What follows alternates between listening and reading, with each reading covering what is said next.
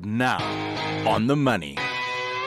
I'm chatting with Reshni Singh. She's the CEO of Business Process Enabling South Africa. Reshni, appreciate the time today. Your core focus of your organization is South Africa's global business services. And I'm going to start there. What are our global business services? What are we encompassing when we say that? Good morning, Simon, to you and your listeners. Global business services is any IT-enabled service that can be outsourced and offshored.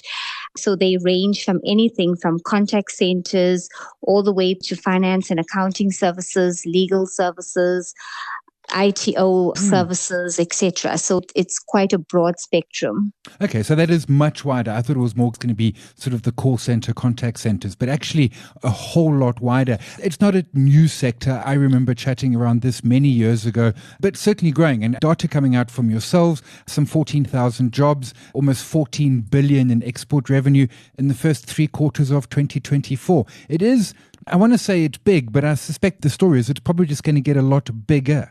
Yes, Simon. So it's actually a priority sector of government because it's one of the few sectors that are actually focused on creating employment opportunities for youth.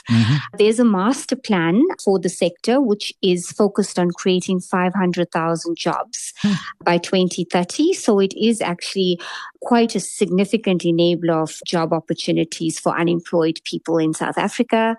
And obviously the indicative figures that was revealed at our annual general meeting of, just over 14,000 in a 3-quarter cycle is a great indication of, what's to come.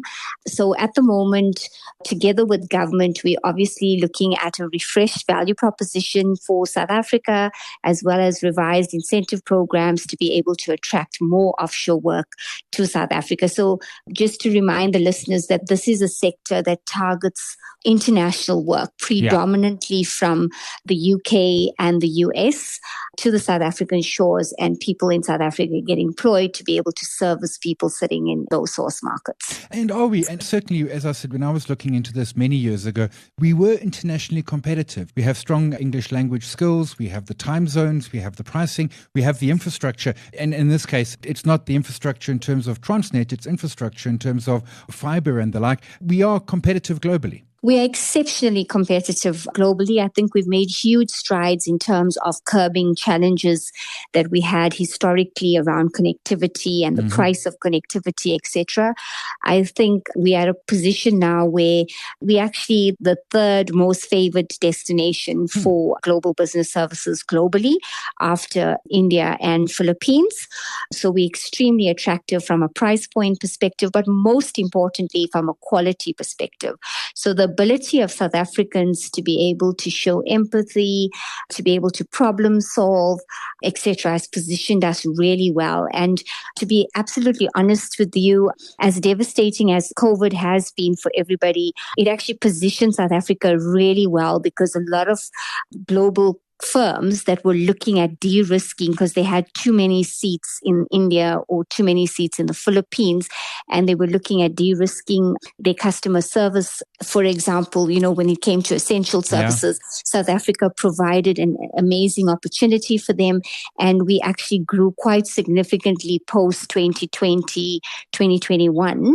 And that's when, government saw the opportunity and decided to prioritize through a master plan. So we work very closely with the Department of Trade, Industry and Competition to be able to drive the strategy. You mentioned up front that this is a lot of the new jobs are for youth. That's hugely important because we've got a crisis happening there, and it makes sense as to why. Are these centres sort of beyond, so I'm thinking, Cape Town and Johannesburg, do we set up in, Gqeberha or places like that as well, some of the traditionally perhaps more overlooked centres? Most definitely, Simon. So obviously the Western Cape and specifically Cape Town has been the leaders in the space for quite a long time, followed shortly behind by KZN actually.